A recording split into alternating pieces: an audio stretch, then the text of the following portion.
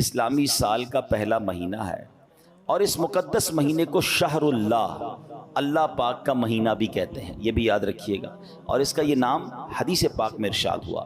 چنانچہ ایک مرتبہ ایک شخص بارگاہ رسالت صلی اللہ علیہ وسلم میں حاضر ہوا، عرض کیا یا رسول اللہ صلی اللہ تعالیٰ علیہ وسلم، رمضان کے علاوہ میں کس مہینے میں روزے رکھوں؟ فرمایا اگر رمضان کے فرض روزوں کے علاوہ نفل روزے رکھنا چاہتے ہو تو محرم الحرام میں رکھو کہ یہ اللہ پاک کا مہینہ ہے۔ حضرت ابو عثمان نہدی رحمۃ اللہ تعالی علیہ فرماتے ہیں صحابہ کرام 3 عشروں کی بڑی تعظیم کرتے تھے۔ عشرہ کہتے ہیں 10 کو، 10 دنوں کی جو عشرہ ہوتا ہے اس میں 3 عشروں کی صحابہ کرام بڑی تعظیم کرتے تھے۔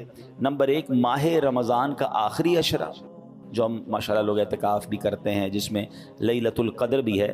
نمبر 2 ذوالحجہ کا، جو پہلی سے 10 ذوالحجہ، اور نمبر 3 محرم الحرام کا پہلا عشرہ، یعنی جو پہلے 10 دن ہیں محرم الحرام کے، اس کا صحابہ کرام بڑا ادب کیا کرتے، بڑی تعظیم کرتے۔ اللہ کرے کہ ہم بھی خوب ان 30 دنوں، یہ ٹوٹل 30 بنتے ہیں، 10 10 10 3 عشرے، ہم ان کا احترام کریں، نیک کام کریں، علم دین سیکھیں، خصوصیت کے ساتھ ان میں گناہوں سے بچیں۔ اللہ کرے کہ نفل روزے رکھیں، نفل عبادت کریں۔ اللہ پاک ہمیں یہ دن جو ہے خوب عبادت میں گزارنے کی توفیق عطا فرمائے۔ اگر پورے 10 دن روزہ نہ رکھ سکیں تو کم از کم عاشورہ کا روزہ ضرور رکھیں، اور اس کے ساتھ ایک دن ملا لیں، یا تو 9 محرم یا 11 محرم۔